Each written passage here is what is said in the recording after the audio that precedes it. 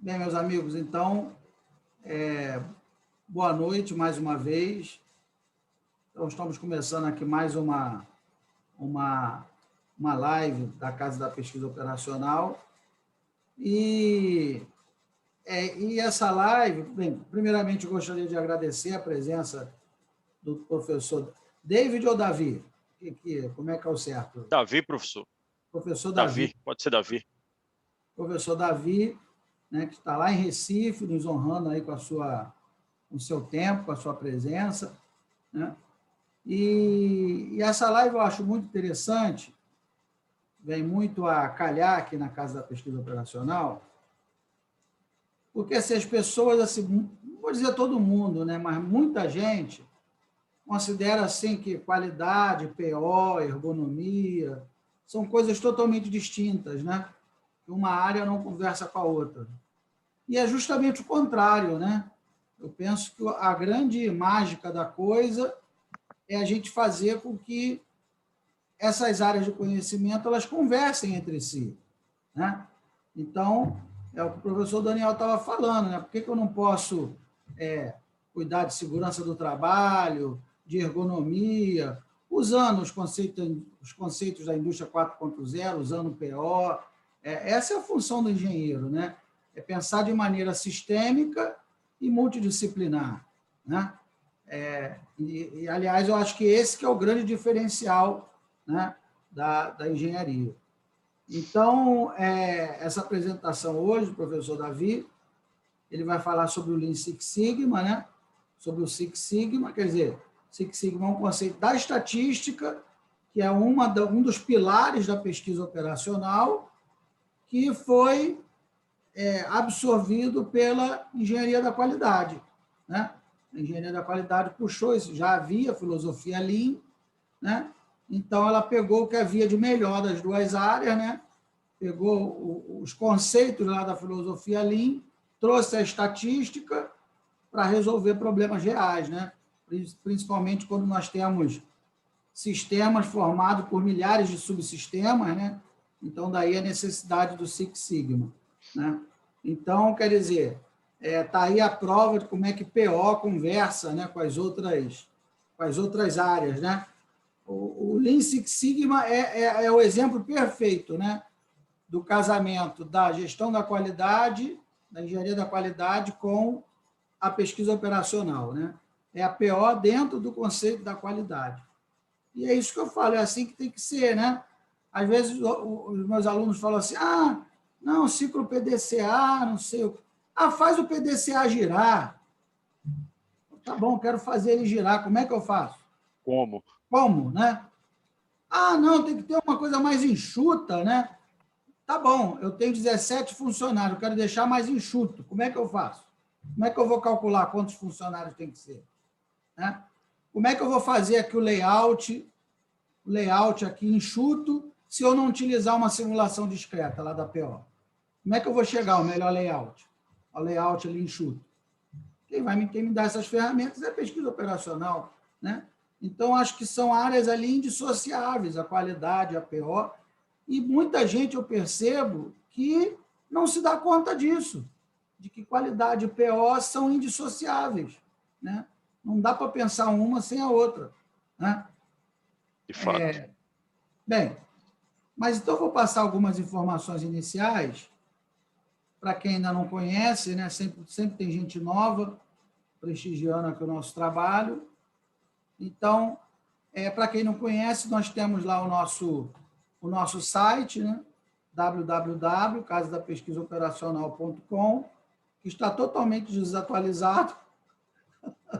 Sou eu que faço, eu que mexo no site, eu não consigo atualizá-lo na velocidade necessária, né? Mas, assim, é tudo feito com muito carinho, né? E sou eu que faço praticamente tudo, eu e o Tiago, né? Então, sem recursos, sem patrocínio, sem nada, é só porque são dois malucos com uma ideia na cabeça, né? Então, mas é feito tudo com muito carinho, com muito boa vontade, né? E aos pouquinhos a gente vai caminhando né, tentando dar a nossa contribuição. Bem, aí, mais ou menos, com a periodicidade aí, mês sim, mês não, nós organizamos a Semana da Pesquisa Operacional. Então, tivemos aí a segunda Semana da Pesquisa Operacional, em dezembro de 2020. Aí tivemos a terceira, observem que a primeira nem teve template, né? Nem teve banner, né? Porque foi feita meio assim, vamos fazer e saiu, né? Mas aí agora meio que entrou na nossa agenda de atividades e aí a gente consegue se organizar, pagar uma designer, né? Então, é como se fosse assim, um mini simpósio, né? E aí todo dia tem um assunto diferente da pesquisa operacional, né? Então, na segunda tivemos aí análise envoltória de dados, na terça-feira tivemos o método ModTree, na quarta-feira o método Macbeth, na quinta o professor Baldini falou sobre inteligência artificial e depois eu fiz a minha apresentação com o professor Tiago. Então, mais ou menos, mês sim, mês não. Então, essa foi final de fevereiro, final de abril, estamos entrando agora em abril, né? Agora, em março, tivemos o curso do método AHP, final de abril, a gente deve ter aí a quarta semana da PO, oferecendo também 5 conteúdos novos aí da PO. Né? E essa é a nossa rede de parceiros, né? Um deles é o professor Daniel, que está até aí. O professor Daniel é o CEO, é o coordenador geral do Simpósio de Engenharia de Produção. Então, quem precisa publicar, é uma boa oportunidade, né? A submissão de artigos ainda está aberta, a submissão para o CIMEP. Todos os artigos têm DOI. Então, para quem precisa, que eu estava conversando contigo hoje, Davi, é uma oportunidade. Sim, professor. Perfeito. Dar um trabalho para lá, o professor Daniel, né, que já é nosso amigo aí. Ô, Marcos, só um detalhe. No CIMEP, a submissão acho que vai até maio, salvo o melhor juízo. E, como é habitual do nosso evento, a gente tem uma preocupação muito grande com o nosso simposista. Esse ano nós conseguimos outra parceria com a Voito, e todos os inscritos, não é sorteio, todos os inscritos no CIMEP vão ganhar um curso que está no valor de R$1.000 na Voito, ou seja, você vai pagar R$100, não. Hoje o estudante está passando de 160. Né? 160 pela inscrição do CIMEP, vai ganhar um curso de R$1.000 de especialista em PCP. Caramba. Então, que normalmente é uma área bem interessante, não é, para mercado. E a Voito é uma referência nacional, professor. Né? Pois é. A Voito é. Então, fica aí a dica, né? Quem quiser se inscrever e quem precisar mandar artigos, né? Tem todas ele paga as... 160 e ganha um curso de 1.000. Isso. Deixa eu ver. É difícil Exato. de entender. Peraí, deixa eu, né? É difícil de entender É difícil de entender. Para você ver que a gente não trabalha pensando no dinheiro, nem é nosso caso. A gente é um evento, inclusive, independente. A gente quer fazer a divulgação da engenharia de produção. Talvez seja por isso que essa equação não feche, Marcos. Entendi. A nossa questão é o aluno participar, o aluno ter seu artigo escrito para que ele aumente a sua chance em mestrado, doutorado, enfim. Capacitação com oratória, né? Porque isso é muito importante no mercado de trabalho. Então, bom, é isso. www.cimep.com.br. Já participei de várias edições do CIMEP, todo ano eu mando vários artigos para os meus alunos. É um evento sensacional. Né? E, assim, é um evento acolhedor, né? Que acolhe mesmo a gente. Né? É isso que eu acho bacana. Né? Porque tem evento que você vai, né? Não vamos dar nomes aos bois, né? Mas o pessoal é assim meio salto alto, né? Meio, né? Tal. O CIMEP não, o CIMEP a gente se sente em casa, pô, se sente realmente acolhido e é o terceiro maior evento do Brasil. Então, eu sou suspeito para falar, eu gosto muito do CIMEP, gosto muito do CEGET também, que acontece aqui em Resende. Sempre que eu vou, sou muito bem recebido também. Né? Bem, então, esses são os nossos parceiros, né, institucionais. Temos aí 30% de desconto também para compra de livro no Grupo GEM. né? Então, todo mundo... Depois a gente podia ver até essa parceria para o CIMEP também, né, Daniel? De repente, Já tem, Marcos. Já tem? Aluno da Casa da Pesquisa tem 25% de desconto. Não, eu estou Aí é falando só do CIMEP com o Grupo GEM. Ah, sim, seria muito bom. Seria muito bom. Para nós seria ótimo. Né? 30% de desconto para livro de engenharia. Né? Depois eu vou ver isso para você. Bem, e aí nós temos o nosso canal lá no YouTube, que todas as aulas, a de hoje inclusive, são disponibilizadas lá de graça, é só entrar e assistir. Já tem mais de 150 aulas, já deve ter mais de 500 horas de conteúdo. E aí todos os métodos da PO, problema do caixeiro viajante, método SAPEVO-M, método HP, MACBEF, análise votória de dados. Tem um curso completo de simulação discreta que o professor Éder, lá da USP, deu. Depois tem um curso de cadeia de Markov. Caramba, olha, o que não falta é assunto lá.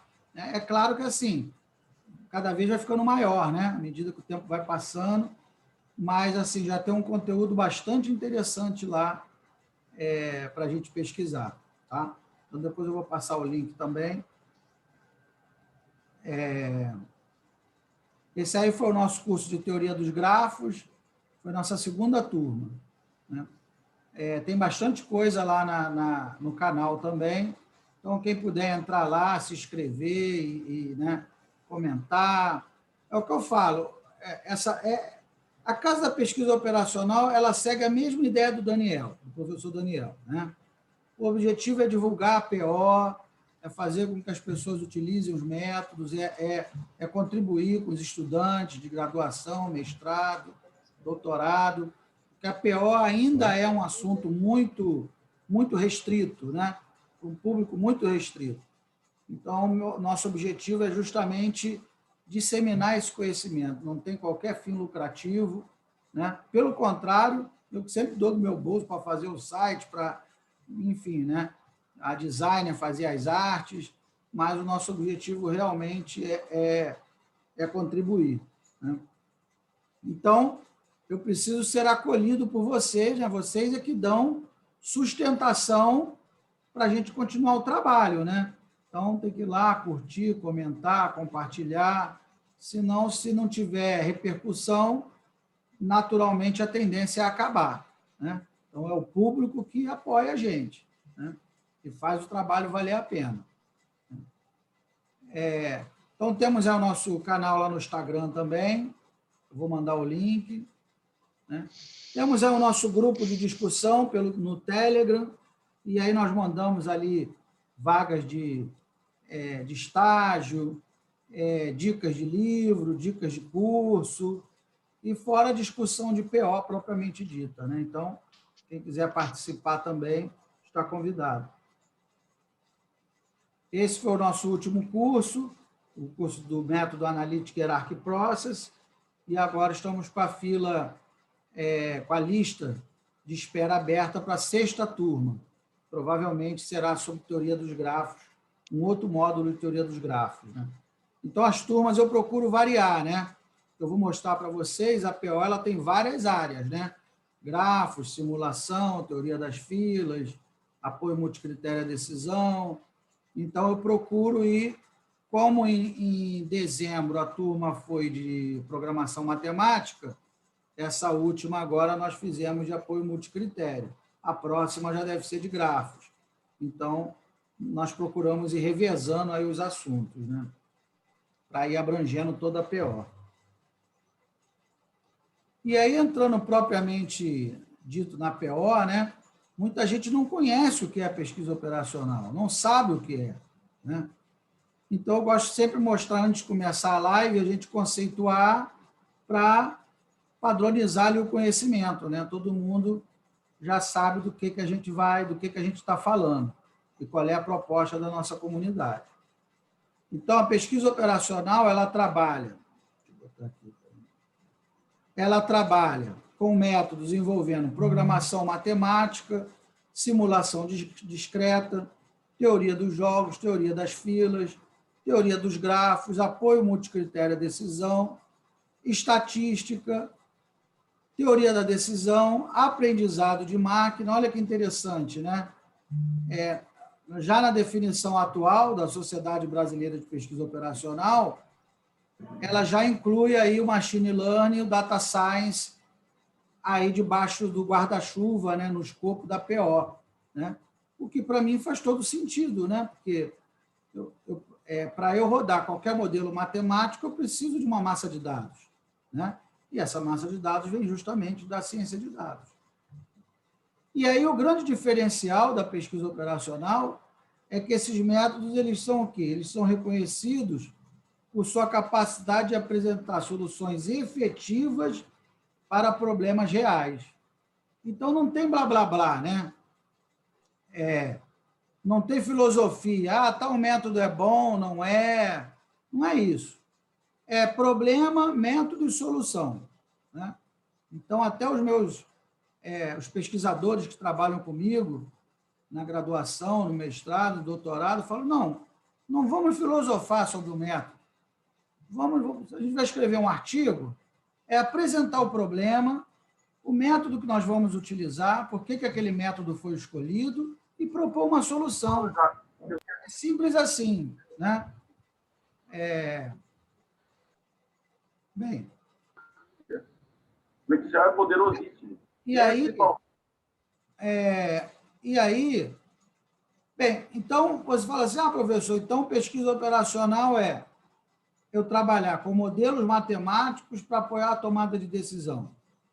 É isso aí, exatamente. PO é matemática para tomar decisão. Só que matemática é muito grande, né? Muito amplo. Então, esses métodos eles foram separados em grupos. Então, nós temos aí o apoio multicritério à decisão, é um grupo de métodos. Teoria dos grafos é outro método, outro grupo. Na nossa próxima turma, eu devo dar um segundo módulo de teoria dos grafos. Simulação a eventos discretos é um outro grupo. O professor Éder Cassetari, da USP, nos brindou com um curso de simulação, né, mês passado. Teoria das filas, ciência de dados, estatística, programação matemática, análise envoltória de dados, tudo isso é pesquisa operacional, né? E tem muito mais áreas, porque eu não coloquei aí, né? Essas são meramente ilustrativas.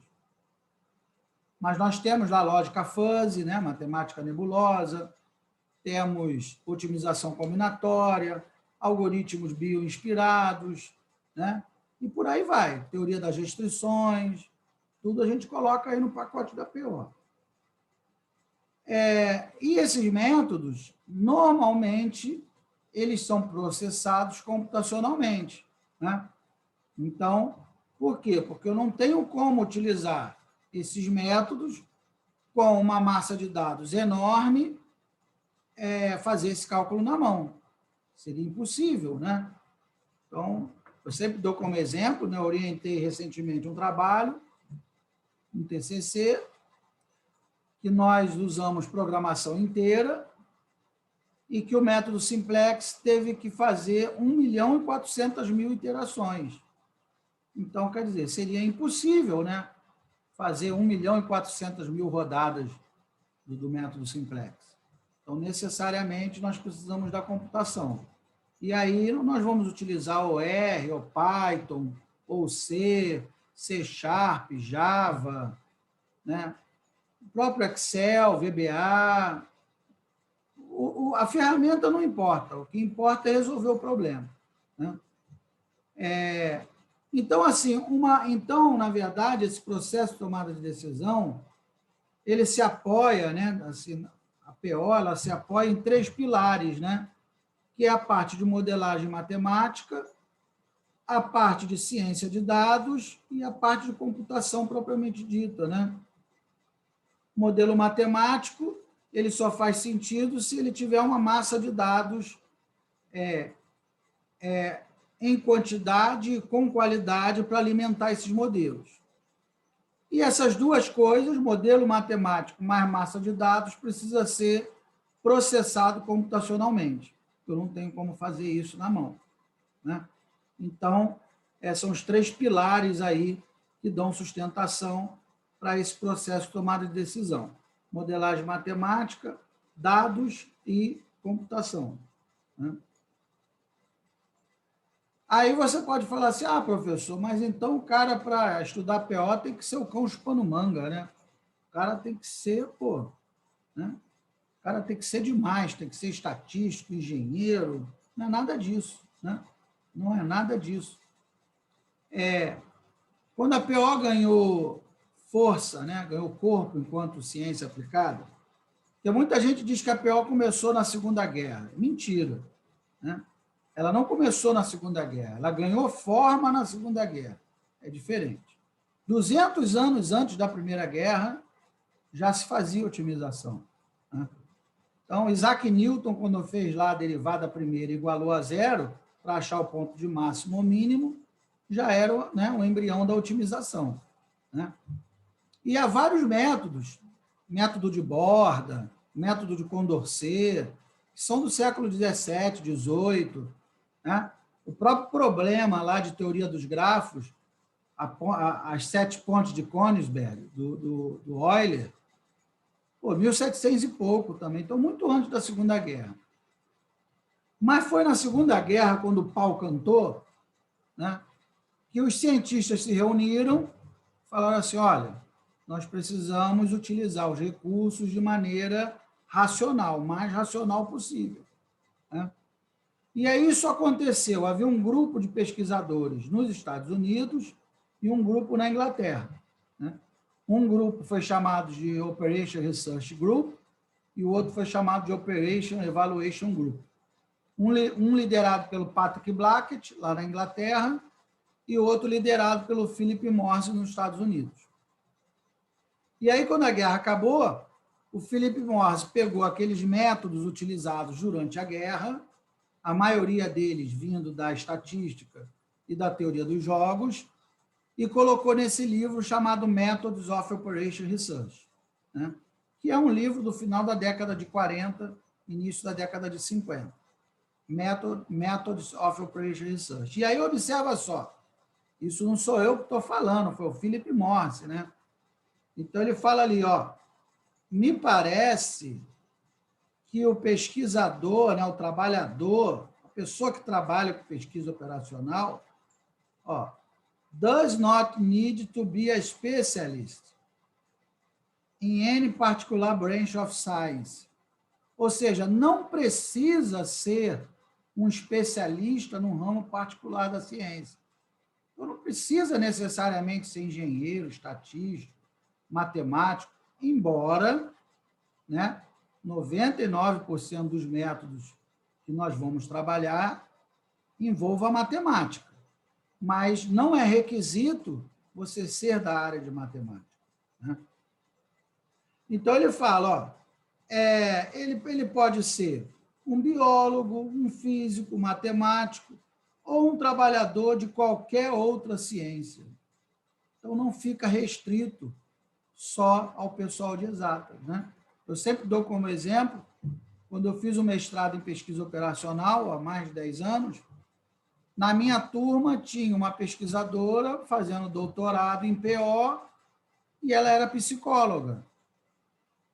E havia um outro pesquisador fazendo também um doutorado em PO e ele era médico cardiologista. Então, tudo bem, é isso mesmo, né? Aqui dentro do que o Morris falou. E em dezembro agora, de 2020, eu fiz parte da banca de uma pesquisadora que estava defendendo a tese de doutorado, que ela é pedagoga. Ela propôs, não foi nem que ela usou um modelo que existe, ela propôs, ela criou um modelo matemático novo para dar sustentação para a hipótese dela, né? E a área de pedagogia. Então, esse é o nosso lema aqui na Casa da Pesquisa Operacional. A PO é para todo mundo. Qualquer um pode usar, né? Na academia, no mundo corporativo, o pequeno negócio. Né? Eu tenho um aluno que aplicou o método Simplex para otimizar uma barraca de feira. Eu achei lindo o trabalho dele. Né? Porque otimizar processo numa multinacional é mole. Né? Você tem lá computador, equipe de engenheiros, dados, ERP, O ERP já te passa os dados. Agora, e lá o feirante? A barraca de feira? Quem vai otimizar? Lá para o seu Zé. Eu lembro que ele até ficou acanhado na época de me propor, né? Pô, professor, estou até meio com vergonha de propor esse tema. Eu falei, não, fala, rapaz. Não, é que eu tenho conhecido, meu tio tem uma barraca de feira, e aí eu pensei, poxa, ele tem um espaço restrito, né, limitado, que é a barraca, e ele tem que fazer a combinação de produtos que vai dar o maior retorno para ele possível. Falei, pô, essa sua ideia é genial, é isso mesmo. Né? A PO ela é para todo mundo. E tanto é que esse trabalho dele foi apresentado no Simpósio Brasileiro de Pesquisa Operacional, né? Foi publicado na forma de um artigo. Quer dizer, todo mundo sabe que é a SBPO que reúne os maiores pesquisadores de PO do Brasil. Né? Então, esse trabalho foi apresentado lá e foi publicado num periódico também. Né? Então, quer dizer, a hora que o Kaique quiser entrar para um mestrado, ele tá tranquilo. E já tem um artigo num grande congresso e tem um artigo publicado num periódico. Mas então é isso, meus amigos. Então, eu gosto sempre de fazer esse avant-première, né, para todo mundo se situar. Então, agora eu vou passar a palavra aí para o professor Davi. Mais uma vez, muito obrigado, professor, pela sua presença, pela sua disponibilidade. As nossas portas sempre estarão abertas, sempre que você quiser participar, vir falar alguma coisa. E eu tenho certeza também, eu falo em nome do professor Daniel, eu tenho certeza também que no CIMEP ou lá na UFCG, você será muito bem-vindo. Né? E a ideia é essa, a ideia é a gente formar uma grande família. Né? Casa da Pesquisa Operacional, o IME, o UFCG, uma grande família, todos nós nos ajudarmos para ajudar esse país a crescer. Tá? Então, vamos lá. Muito obrigado, professor, pelo convite. E a gente conversava anteriormente. De fato, é uma satisfação, porque pegar temas que fiquem só no campo filosófico e não tragam uma aplicação prática é importante, mas não para um contexto de alavancar o país para frente. E esse seu trabalho que o senhor faz, professor, é importante. Né? O tempo estava um pouco distante da realidade da PO e vendo a sua publicação no LinkedIn, gosto muito da rede, e aí me incentivou e eu acredito que outros alunos aí também tenha dado esse start aí para retomar a carreira, ou tomar rumos. Então, parabéns pelo trabalho e, mais uma vez, muito obrigado pelo convite. Deixa eu só compartilhar minha tela aqui.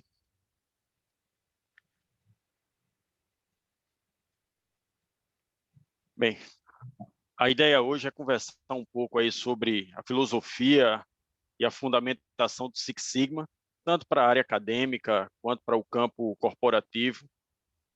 E essa integração aí com a casa da pesquisa operacional é interessante porque a gente tem alguns aspectos de modelagem e de resolução de problema que está bem unido, como o professor fez essa abordagem inicial. Eu tenho um propósito de hoje, pelo menos, da gente juntar conhecimento, ter essa rede aí, como o senhor falou, professor, de integração, mas que a gente possa conversar algo que, de fato, agregue valor, né? Que ninguém vai passar, tudo bem que está tudo fechado, mas ninguém vai estar desperdiçando seu tempo com algo irrisório. Então, eu entendo que essa noite aqui pode ser uma oportunidade para alguns relembrar alguns fatos, para conhecer, enfim, para a gente ter trocas aí, né? Então, fique à vontade para fazer interrupções, qualquer ponto que queira levantar, fique à vontade, qualquer momento da apresentação aí, vocês podem conduzir da forma que entenderem aí.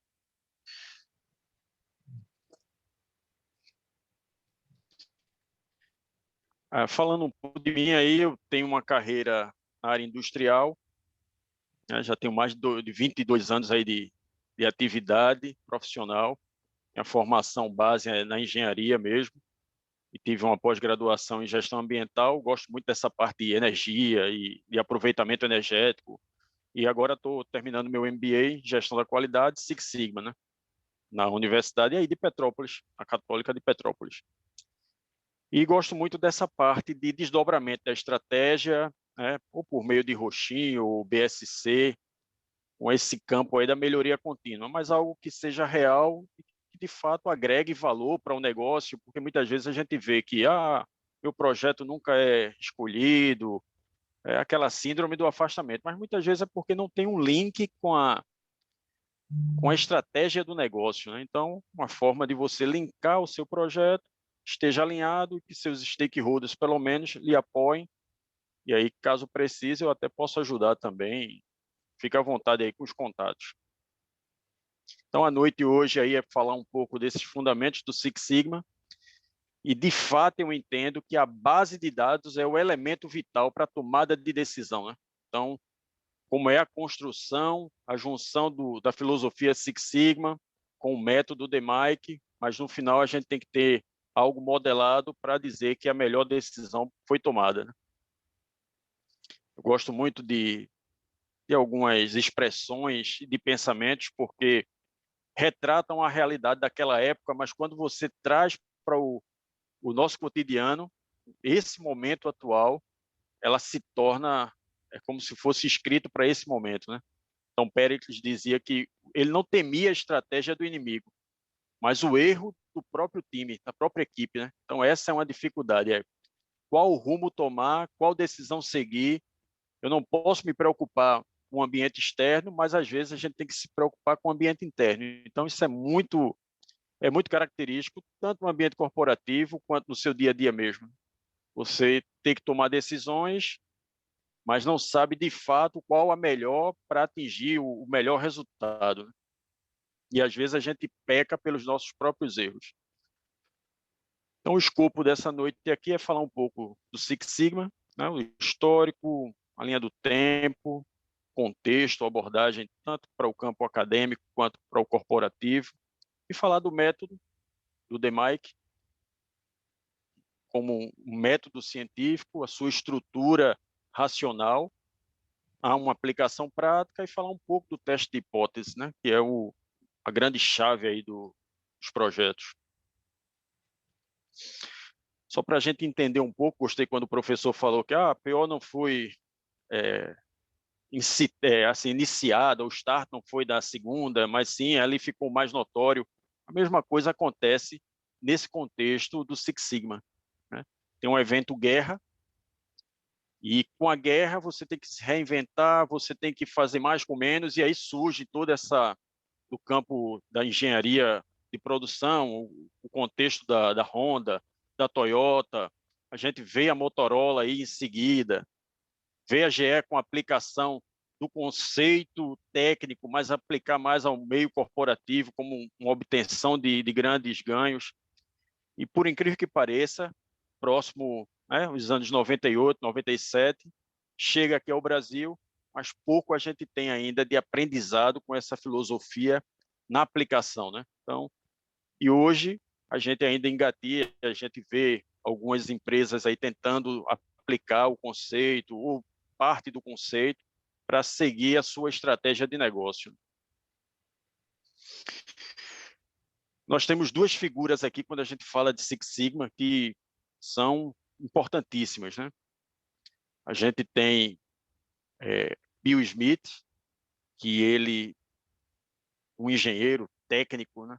Ele entendeu que quanto maior os problemas dentro, o retrabalho dentro da planta, quando aquele produto fosse para campo, ele teria um maior potencial, uma maior potencialidade de falhar no cliente. Então, ele fez essa correlação entre retrabalho na linha de produção internamente do negócio, na Motorola, e quando ele saía, aquilo ali possivelmente poderia falhar. Então, ele começou a entender que, se esse produto aqui passa, se ele é certo se fazer da primeira vez, possivelmente ele não vai falhar lá na frente. E aí a gente vê Jack Welch com um grande líder, um grande gestor, ele entendeu que, ora, eu vou aproveitar essa parte técnica, esse conceito técnico, vou treinar meu time de liderança e vou tentar extrair ao máximo de retorno. E aí um cria esse contexto, essa situação, e o outro ele consegue expandir para a GE como uma grande ferramenta de negócio, né? De gestão de negócios. Então, são duas figuras aí bem em destaque quando a gente fala de Six Sigma. Então, olhando a parte técnica, o olhar de Bill Smith, ele viu que quanto maior retrabalho dentro da linha de produção, eu tenho menor índice de qualidade, ou seja, maior potencial de reclamação do cliente. E aí a gente vê um olhar estratégico, que era Jack Welch. Opa, quanto maior a qualificação das minhas pessoas, dos meus líderes, eu vou ter um negócio muito mais estruturado e um maior retorno do investimento. Então, ele viu potencial de negócios para a GE na época. Né? E é interessante que quando a gente fala do Six Sigma, é impossível dissociar do DMAIC. Né? O DMAIC como um método científico, por essência, um método científico, né? Ele tem a função de gerar o questionamento, a sua dúvida, e aí você formula a sua hipótese, você realiza o experimento, você valida aquela hipótese ou não, né? Você gera uma conclusão para a obtenção de um resultado. Essa é a ideia do ciclo, de uma fundamentação de um princípio científico, né? Eu acho que isso pode ser melhorado. Ok, seu problema é esse, então vamos agora gerar um ciclo de formular hipóteses, experimentos, e com tudo isso vai entrando as ferramentas que habitualmente se usa conhecido nos cursos de Green Belt, de Black Belt. Mas a ideia todinha é essa aqui, ó. Você tem um problema, tem uma dúvida, gero hipótese e agora eu vou atrás de validar aquela minha hipótese. Né? Então, o ciclo de Mike, ele é um ciclo lógico e racional, onde ele parte de uma definição de um problema ou de um ponto a ser melhorado, ele gera um ponto de coleta de dados de medição, saber o seu status, parte para análise, entende-se que é necessário implementar uma melhoria, e aí você gera o controle, se está dando certo ou não, e correção de rotas. Mas essa é uma trilha racional, né? É um ciclo racional que atribui-se isso a Demme, né? Demme também ganha o título do PDCA, mas aí a gente tem Shewhart, que já tem esse ciclo, mas ele dá essa aparição, ele joga isso mais, e aí fica pegando mais o ciclo de Demme, mas a contribuição de Shewhart aí também, né? E aí, quando a gente fala do Six Sigma, e na PO é a mesma coisa, eu tenho que tomar uma decisão. Mas, ok, qual é a melhor decisão? Né? E a gente observa na linha do tempo, independente da Revolução Industrial, a gente está na segunda, na terceira, na quarta, a gente está na indústria 4.0, a gente sabe que isso aqui ainda é uma ilusão, está se tornando uma realidade ainda, mas boa parte da nossa indústria, do campo industrial, ela gera aí, ela roda ainda 2, 3.0, né?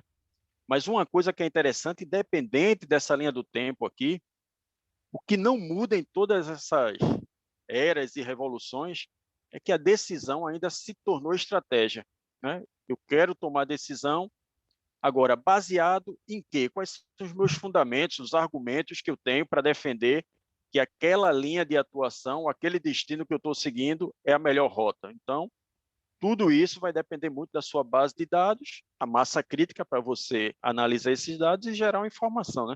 Então, essa é a grande luta do DMAIC ou do ciclo, quando a gente vai rodar, é entender quais são as alternativas e rotas que a gente tem a seguir. Né? E aí eu trouxe um exemplo que é muito comum, né, para a gente dar realidade, noção das coisas, que é interessante quando a gente vai fazer a prova, por exemplo, PO mesmo, você está interessado em montar logo a equação lá ou jogar logo no Excel lá para saber resultados. Mas é interessante entender qual é o problema, ou quais são os tópicos destacados naquela questão, e a questão ela fala, né? Então, eu trouxe um problema do caso de suco, né? Suponha que em um restaurante ele encomenda sucos de laranja de uma cooperativa e suco de uvas, ou seja, suco de uva e laranja de duas cooperativas. Ambas fornecem suco em garrafas com capacidade de 600 ml. O dono do restaurante começa a receber algumas reclamações, alegando que a garrafa consumida não tinha aquele volume especificado.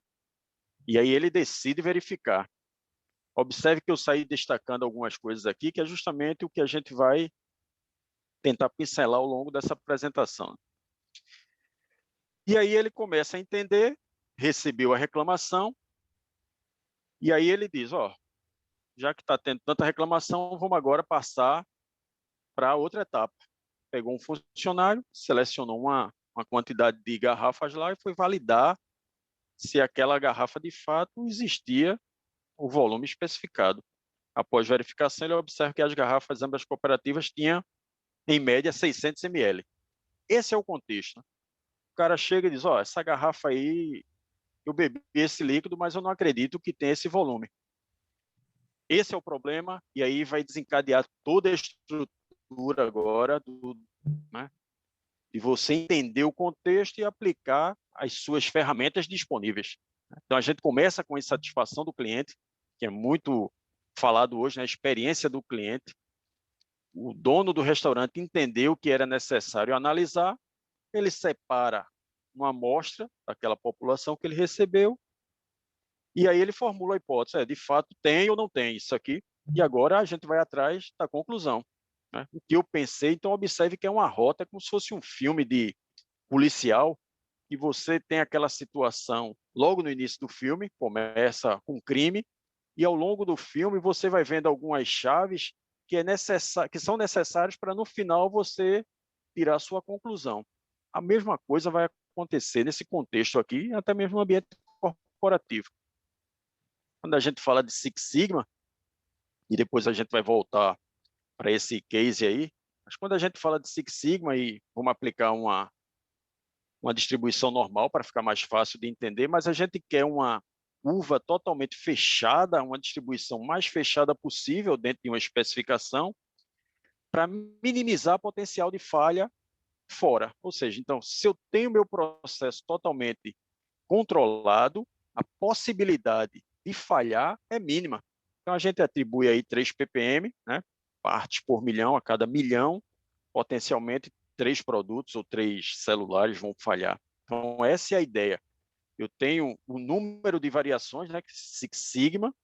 Se a gente tem a janela delimitada aqui como uma especificação, meu processo tem que estar totalmente encaixado dentro dessa especificação. Essa é a tese e o argumento principal do Six Sigma. Processo sem variação ou variando dentro da normalidade, dentro das especificações, para evitar passar falha para o cliente. Essa é a ideia. A filosofia do Six Sigma ela prega o seguinte: é um método, uma filosofia com meios preventivos e não reativos. Ela visa um maior rendimento do processo e minimizar o potencial de falha. Então, se você observar, em todo o tempo a gente vai estar falando de especificação, de processo controlado. Então, esse é o pano de fundo que a filosofia, a essência do Six Sigma passa, ter processos controlados, potencial de falha minimizado, alto índice de rendimento e, claro, rentabilidade. Se a gente... todo mundo diz assim, isso aí é uma filosofia muito cara, é muito caro treinar pessoas, ok. Mas você tem que entender também o retorno. E isso é o que muitas vezes não é colocado na balança. E aí, isso aqui eu peguei num livro, 2015, 2016, não está tanta diferença, mas vamos pegar pelo menos a relação que é: quanto menor o índice, menor meu índice sigma, 2 sigma, 3 sigma, 6 sigma. Então, se eu tenho um menor índice sigma, eu tenho um potencial de falha mais alto, e aí eu tenho um custo associado, custo do negócio. É um custo que, se você colocou uma carga de cerveja que estava fora de especificação, você pagou o frete, você vai ter que pagar para estornar tudo aquilo, o recall. Então, esse custo todo envolvido de mão de obra, de energia, tudo isso. Então, o que é que a gente percebe? Quanto maior o nível sigma, menor a taxa de falha e menor vai ser o custo associado a essa falha. Então, isso tem uma imagem pior quando chega para o seu cliente externo. Então, tudo isso aqui vai ser contabilizado financeiramente. Lógico, tem pessoas que são qualificadas em Six Sigma, é caro, perfeito, mas o retorno associado a essa estrutura também deve ser considerada. E dentro da estrutura funcional de Six Sigma, a gente tem Yellow Belt, Green Belt, Black Belt, Master Black Belt. Esse grau de hierarquia a gente pode associar à arte marcial, né? Mas no âmbito corporativo, essas pessoas de Yellow, de Green Belt, eles podem rodar projetos com menor potencialidade. Ele não sai do seu trabalho exclusivamente, mas ele usa uma parte do seu dia de trabalho, das suas horas de trabalho para tocar o projeto. E muitas vezes o Black Belt ele tem esse deslocamento da atividade exclusivo para rodar um projeto, que hoje a gente já percebe também que está rodando tudo, cada um reduzir o número de pessoas, então isso aí a pessoa depende também do ambiente corporativo, mas muitas vezes a pessoa não tem mais dedicação exclusiva para tocar um projeto e o Master Black Belt ele está numa estrutura mais alta da empresa, ele trabalha mais como um coach, ele vê o alinhamento, ele vai fazer aquela conexão com a equipe de direção da empresa, com a parte de projetos, alimentando os stakeholders, né? Então, a gente vê essa estrutura, mas, teoricamente, seria isso. Pessoas que são dedicadas exclusivamente para tocar um projeto, outros que agregam na sua rotina e fazem melhorias, usando também metodologia de Mike, usando a filosofia do Six Sigma, a estrutura da melhoria contínua, né? O negócio aí é que você alimente uma cadeia corporativa que gere também saves, né? Essa é a proposta. Não é usar o método por usar, eu achei bonito, mas você traga algum retorno. E aí, entrando nessa parte do DMAIC, o que é que a gente vê? Inicialmente, quando a gente viu lá o caso do suco, a gente tem uma situação de um problema, né? Não de uma oportunidade, mas de um problema, que a pessoa questionou se, de fato, o volume do suco era aquele. Então, na prática, acontece muito isso. Quando a gente joga para dentro da estrutura a estrutura do DMAIC, o que é que a gente pode perceber?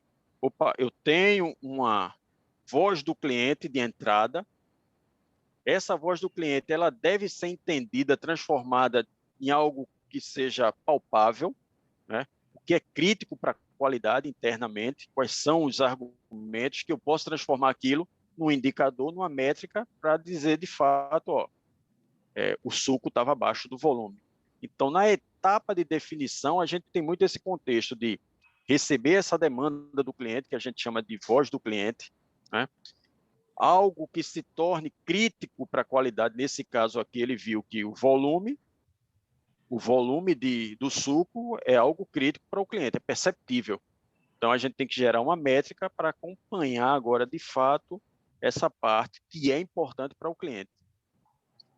Nessa etapa aqui também a gente tem essa parte de escopo e definir, entender o que é que vai ser feito, muito embora que haja correções de rumos ao longo do projeto. Mas, inicialmente, a gente tem uma oportunidade, define o escopo, a abordagem e quais são os objetivos iniciais. Que eu estava falando anteriormente, a gente tem uma oportunidade, uma reclamação do cliente, a gente tem um escopo, que é a embalagem especificamente do suco de 600 ml, e o objetivo é melhorar a percepção de qualidade do cliente.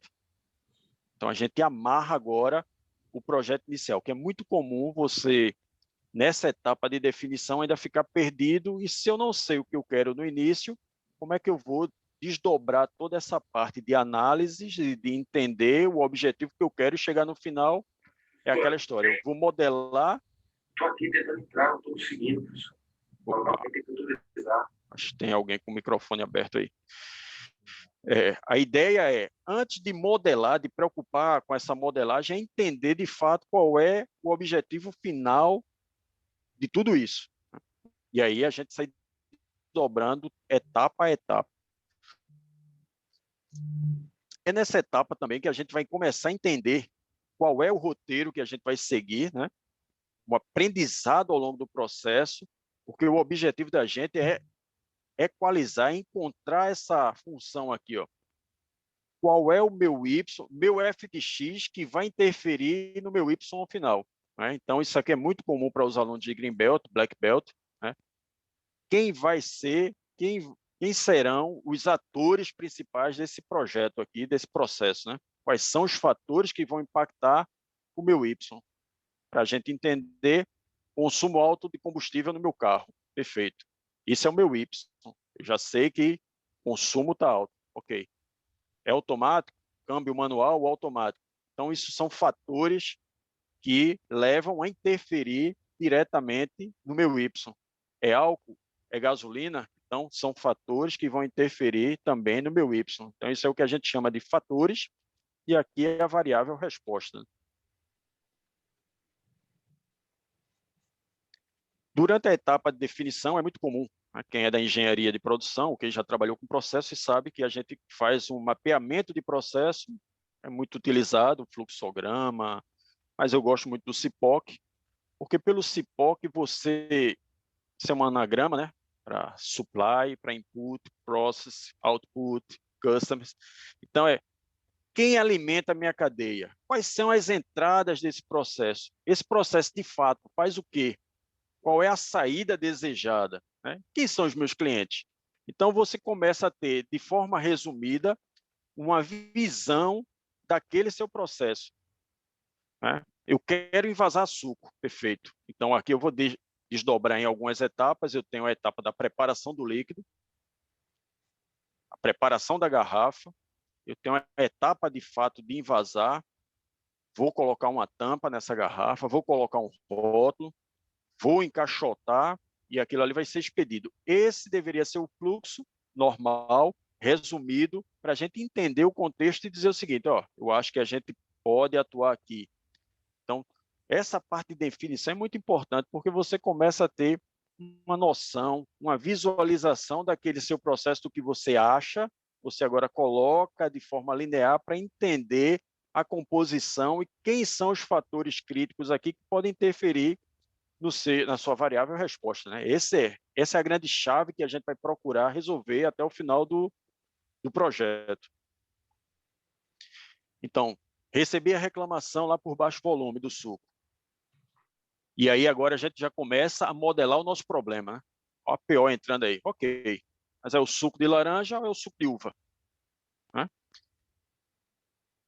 É a cooperativa A ou a cooperativa B que está interferindo? Então, são elementos que a gente vai entender através da análise do processo. Né? Eu tenho uma reclamação, mas de fato eu não sei qual é o caminho que eu vou seguir. Né? Então, Aí, essa é uma forma de você começar agora a eliminar. Alguém falou, professor? não fui eu que falei. Falando isso aí que você está falando, em PO é o que nós chamamos de estruturação do problema. Né? Perfeito. O problema ele não chega para a gente com uma placa na testa, escrito assim, olha, eu sou simulação discreta, tá? Olha, eu sou um problema de estatística, tá? O problema ele está lá acontecendo, né? Retrabalho, desperdício, e a gente não sabe o que é, se é uma máquina com mau funcionamento, se é um colaborador que não foi adequadamente qualificado, a gente não sabe qual é o problema, né? Então, a gente precisa entender, como o senhor mesmo falou, né? O primeiro passo é entender o que está acontecendo e depois começar a dar estrutura para ele. Aí, depois que a gente estruturou o problema, o método é uma consequência. O Perfeito. método, naturalmente, ele vem. O mesmo acontece aqui, professor. O mesmo acontece, porque às vezes a ansiedade começa a atrapalhar. É verdade. E aí você começa a tomar a decisão errada. Errado. Né? Então, quando a gente fala no início, o título do trabalho... Né? Digamos que isso acontece em 99% dos casos. Né? É uma ansiedade crônica e todo mundo tomando decisão errada. Isso. E por isso que essa etapa, às vezes o pessoal pergunta assim, tem muito disso, né? No DMAIC, qual é a etapa mais importante? Eu acho que é de definição, né? É a primeira, né? Se você definiu errado, possivelmente você vai ter uma estruturação totalmente inadequada. Então, essa parte de definição é muito importante, né? Claro, cada etapa tem a sua grandeza, a sua importância, relevância, mas se você definiu errado, possivelmente, no final, você não vai ter um resultado esperado, né? Então, vamos seguir aqui. E aí a gente chega na etapa de medição, né? Claro, se eu agora já tenho descoberto qual o suco, qual a cooperativa, agora eu vou gerar pelo menos elementos de entender se de fato aquele argumento que foi levantado de estar abaixo do peso ou abaixo do volume, de fato acontece. Então, aqui na etapa de medição, é interessante que eu não sei onde eu estou, mas o meu objetivo é ter o volume especificado lá, é que a percepção do cliente seja a melhor possível. Então, aqui a gente tem uma dimensão de visão de futuro, né? Então, aqui é importante que a gente comece já a vislumbrar a etapa final do projeto. Você comece a ter um cenário de dizer onde é que eu estou e para onde a gente vai querer ir. Essa é a ideia da etapa inicial da medição, né?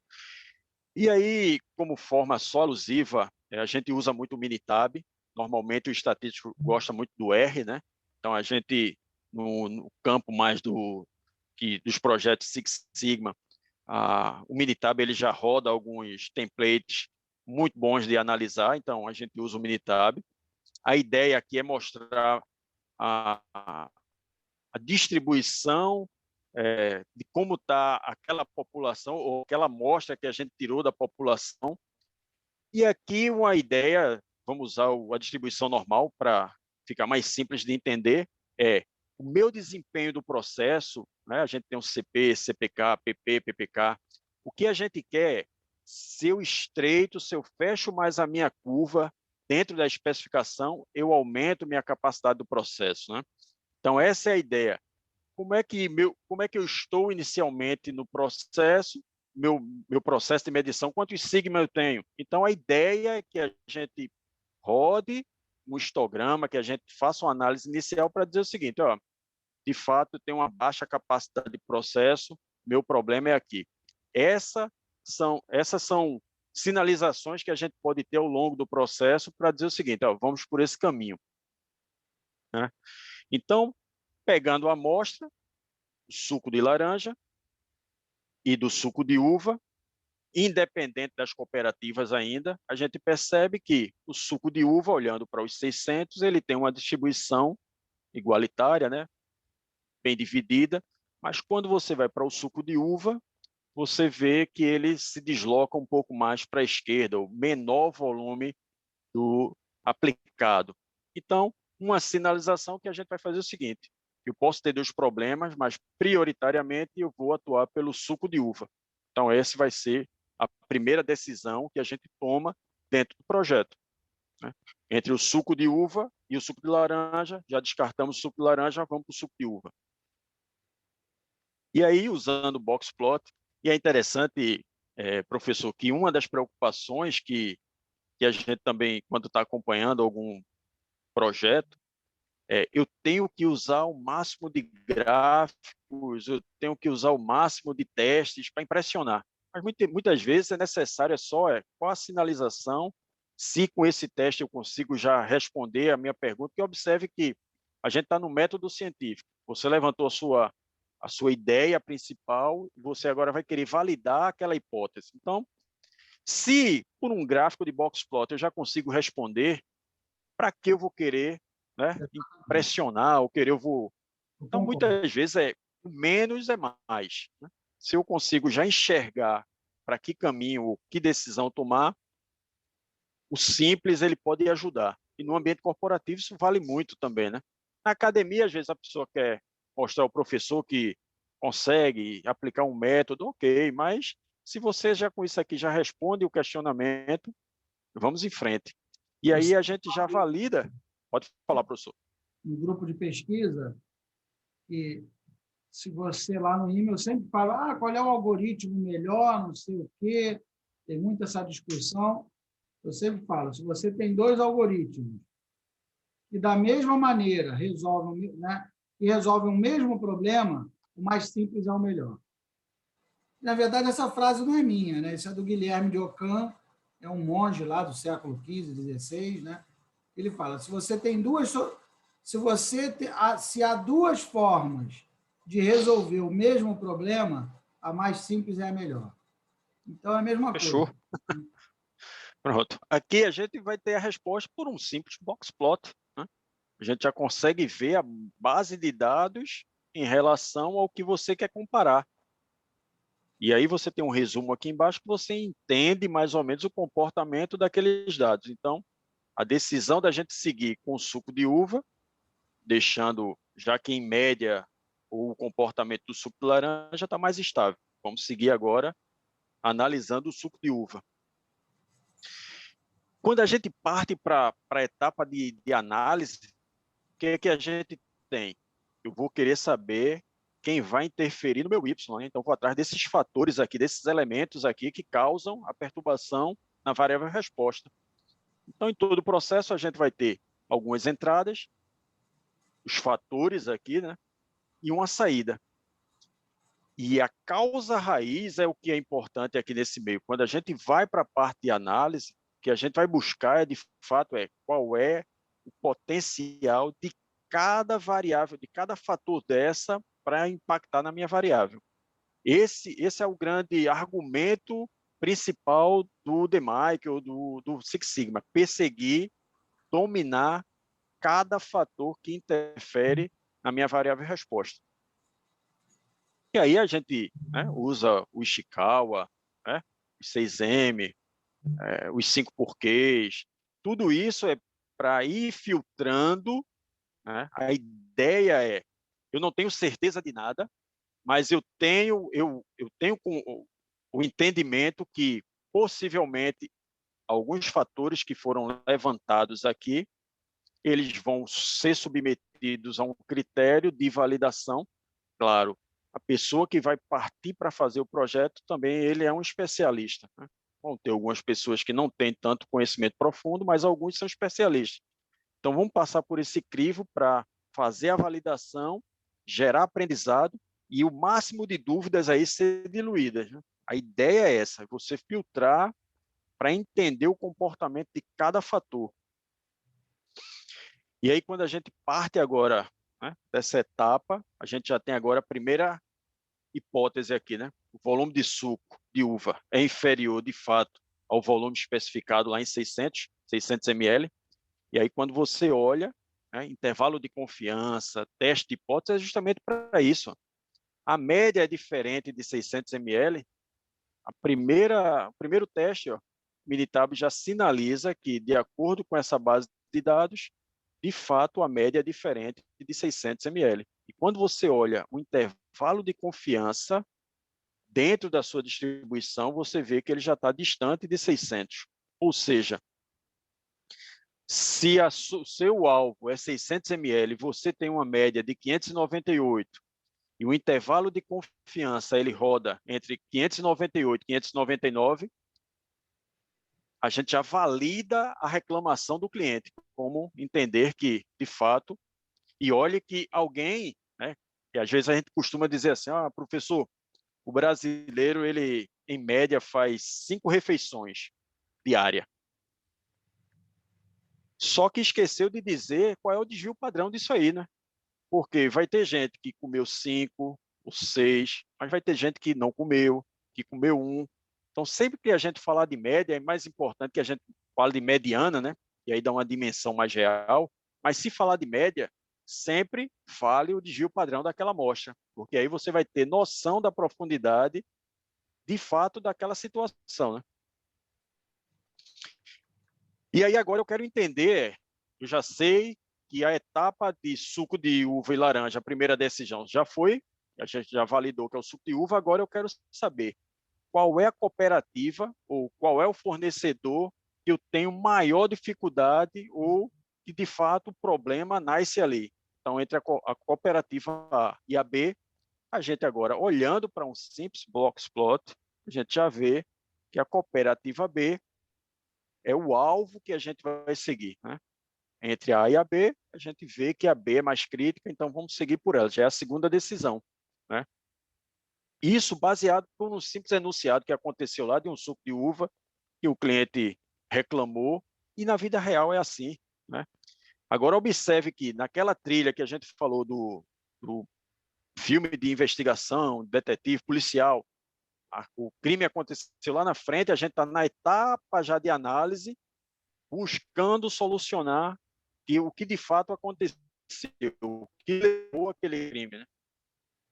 Então, agora a gente vai fazer outro teste T para essa amostra, né, entre as cooperativas, e mais uma vez a gente começa a entender o comportamento de cada cooperativa, né? Observem que o objetivo aqui não é ter certeza de nada, mas é ir minimizando, fazendo a eliminação e tirando, extraindo aprendizados. Essa é a ideia do roteiro também, porque aconteceu isso. Se você não tem o domínio do histórico do problema, possivelmente esse problema poderá ter uma reincidência. Então, essa é a ideia de vocês gerando aprendizado maciço das pessoas envolvidas, e a cada etapa uma validação, a cada etapa uma validação, e nessa validação um aprendizado. Quando a gente fala de teste, né, de hipótese, a gente falou aqui, entre o suco de laranja e o suco de uva, entre a cooperativa A e a cooperativa B. O que roda por trás normalmente é um teste, né? E como forma de ilustrar, observe o seguinte: eu tenho duas hipóteses. Lembre-se que a gente falou, professor. No início, a gente falou o seguinte: é um método científico. Levantei um questionamento e agora eu vou em busca de validar essa hipótese. Se eu parto do princípio que a minha hipótese nula, o volume especificado é igual ao volume da média que a gente analisou ali da amostra, né? Ou ela é diferente.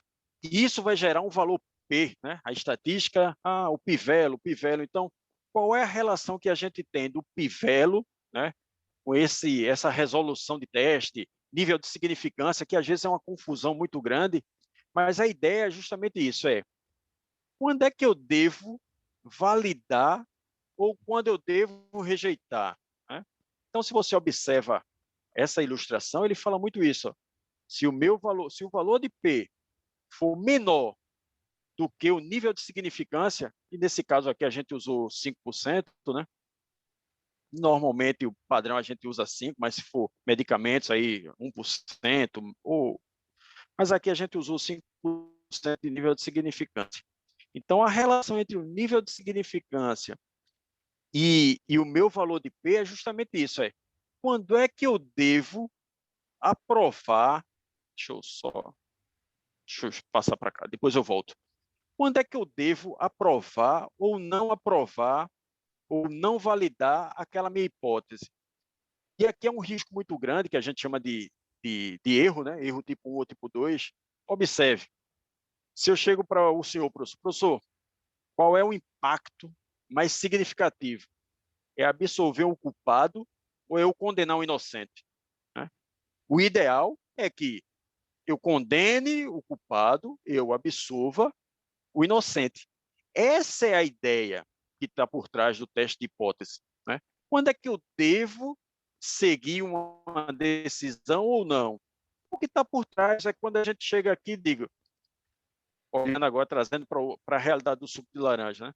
Será que o suco de laranja da cooperativa A e cooperativa B são diferentes, são iguais? E aí você olha graficamente, e aí você agora vai ter noção do valor P, né? O valor de P ou p-value. E quando você olha o nível de igualdade entre a distribuição, o intervalo de confiança, você começa agora a ter noção de como é que eu olho ele na curva, a distribuição dele, a relação com o nível de significância, e quando eu olho para cá. E aí eu digo, o valor de P é maior do que o nível de significância de 5%, né? 0,8, maior que 0,5, 0,5, 0,05. E aí você olha a distribuição, é pouca diferença, né? O intervalo se compreende aqui dentro. Perfeito. Então você já começa agora a ter uma noção de profundidade. E aí, quando você vai para o suco de uva, que você olha as cooperativas, e aí você olha o valor de P, e você olha o intervalo de confiança, essa inclinação aqui, aí você diz, tende a ser diferente. Então, o teste de hipótese é justamente isso, nível de significância, rejeitar ou não rejeitar, que tipo de erro eu estou cometendo se eu digo que o volume de fato é diferente quando não é. Você já imaginou, eu estou testando um remédio, vacina, né? A vacina, a tão famosa vacina aí, que gera tanta discussão no país. Essa vacina é eficaz ou não é?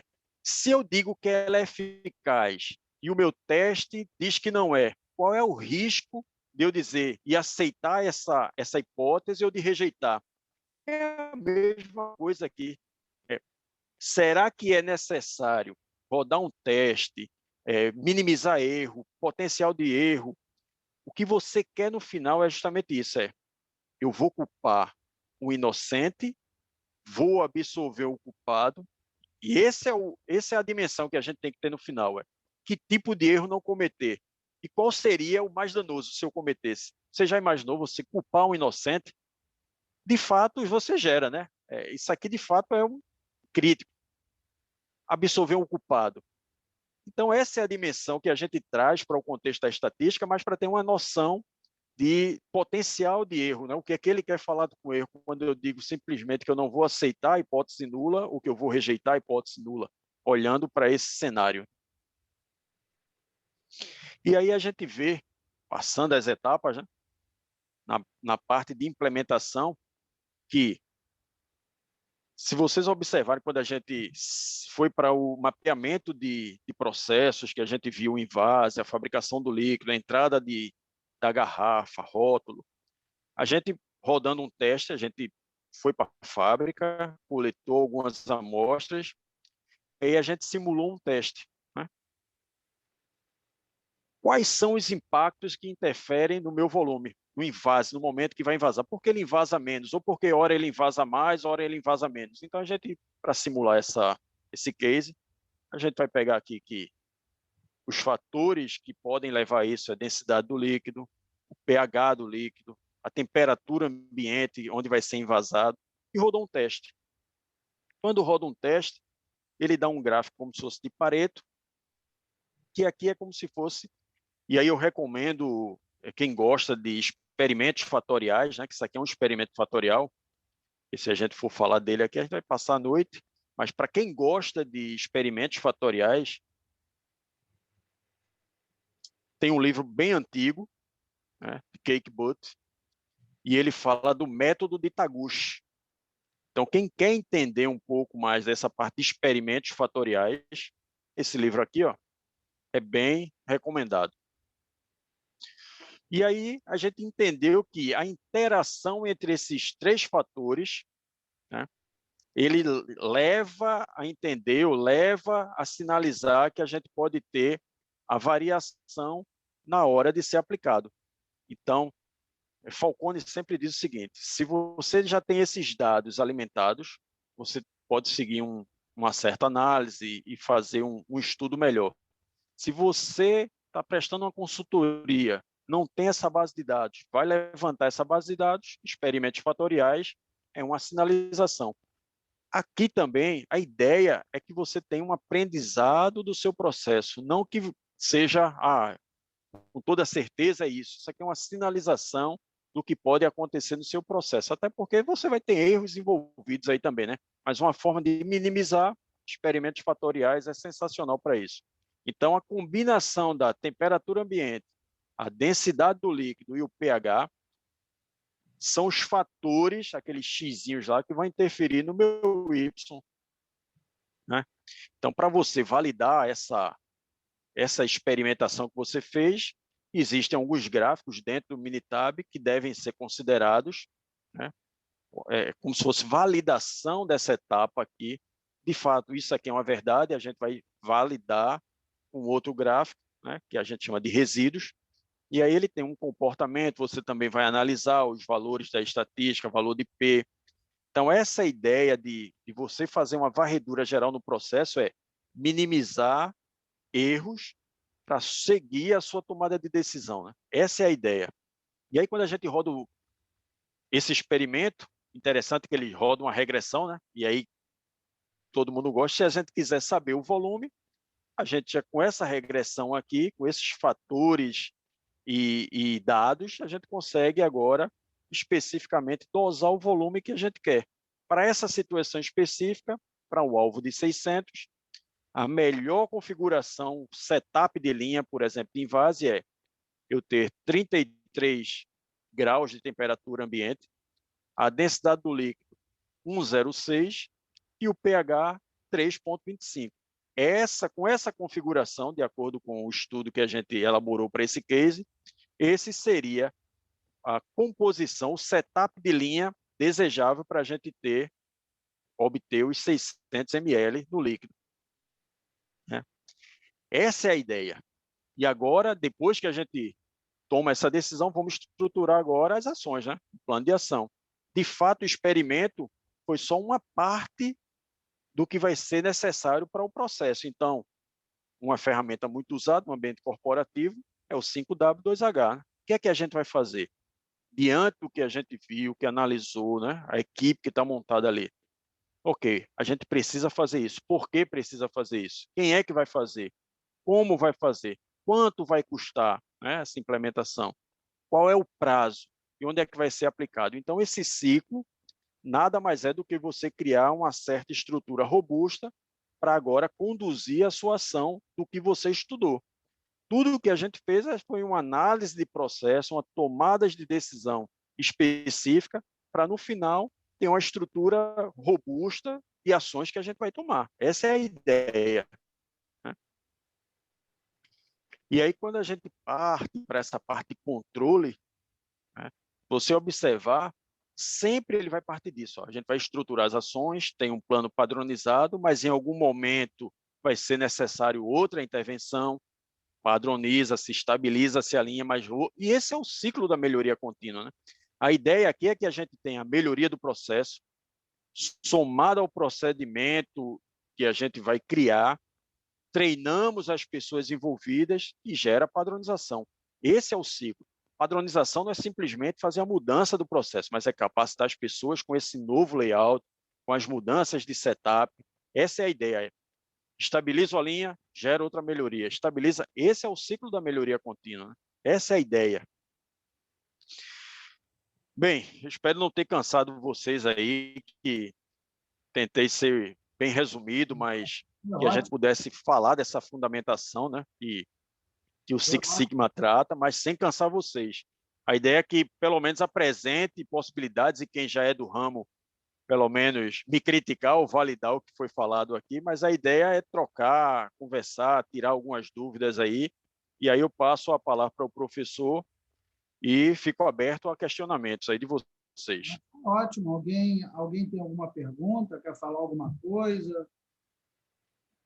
Leandro, como é que foi, Leandro? Conseguiu entender aí numa boa? Leandro está aí na área?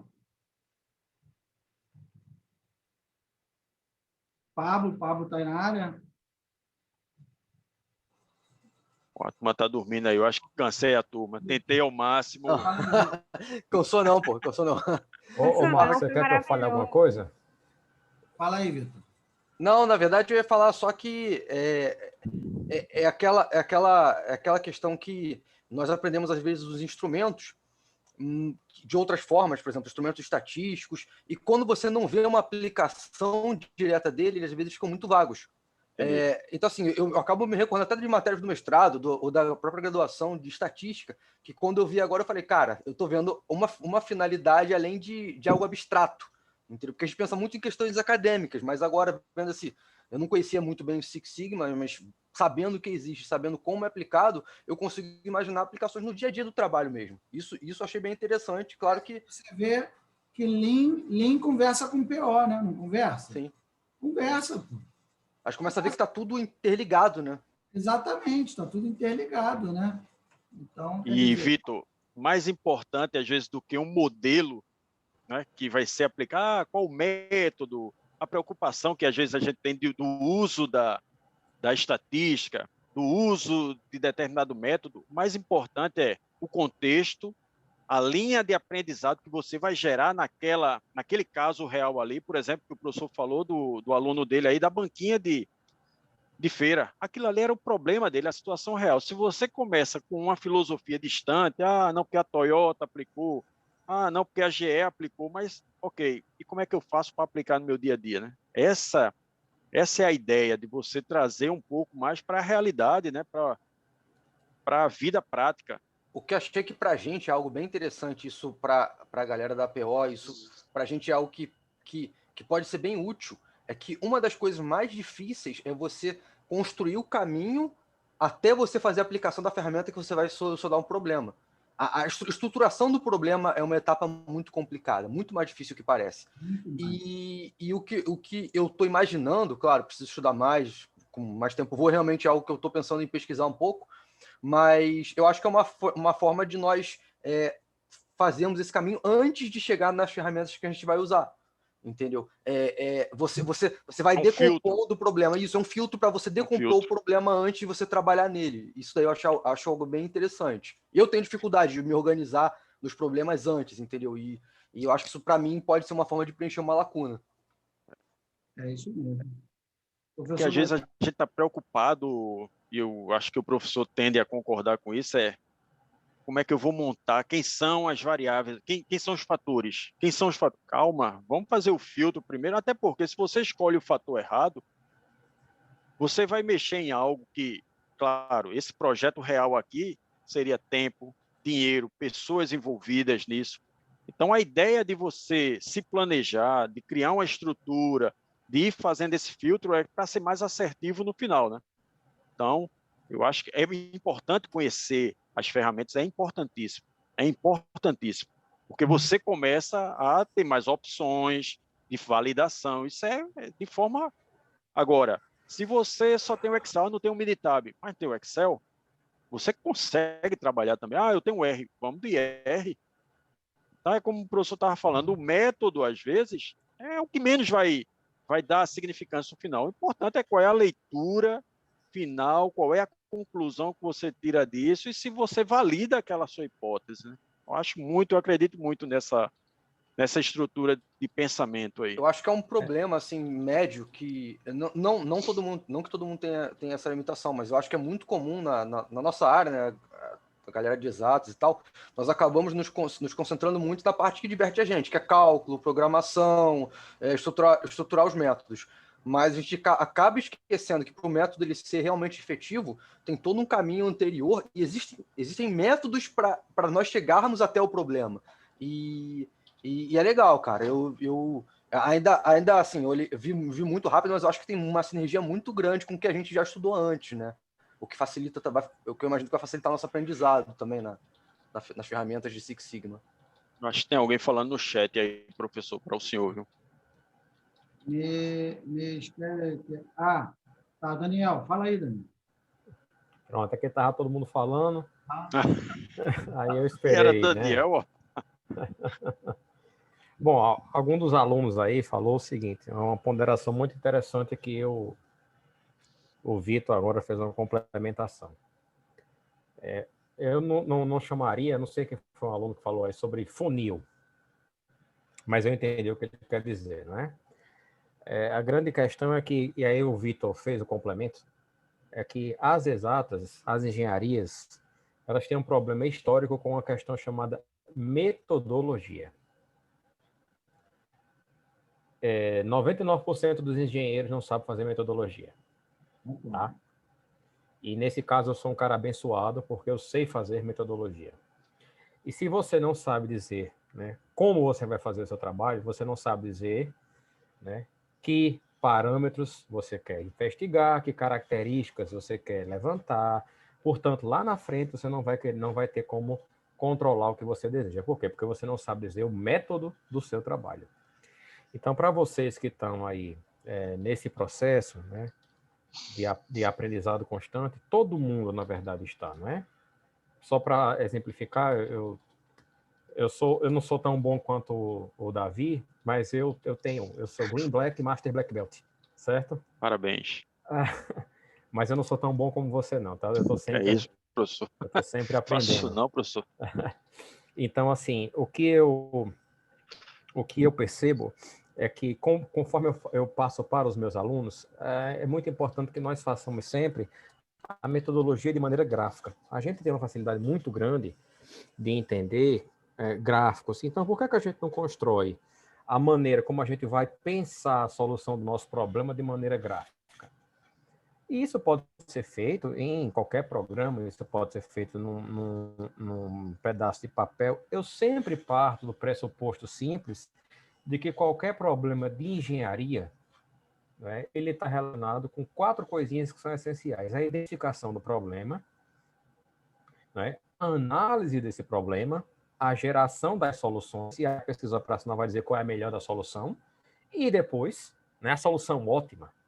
Veja que, partindo desse pressuposto metodológico simples, em que você tem, e você pode colocar isso como se for um próprio PDCA, então, identificação dos problemas, análise, geração de soluções, escolha da solução ótima, e aí você pode ter intervenção, aplicação da solução, etc, etc.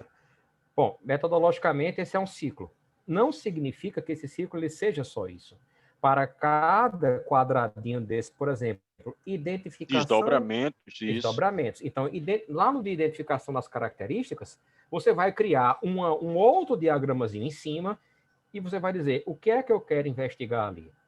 Quais são, não é, os meus instrumentos de investigação. Então, vamos lá. Eu vou fazer um levantamento sobre riscos ocupacionais. Então, eu quero saber quais são os riscos ocupacionais em que os caras estão envolvidos, quais são os agentes respectivos desses riscos. Depois eu vou dizer quais são as fontes geradoras desses riscos. Olha só. Aí, isso aí eu já estou fazendo identificação, então depois eu vou fazer em análise, né? Porque identificar é só dizer.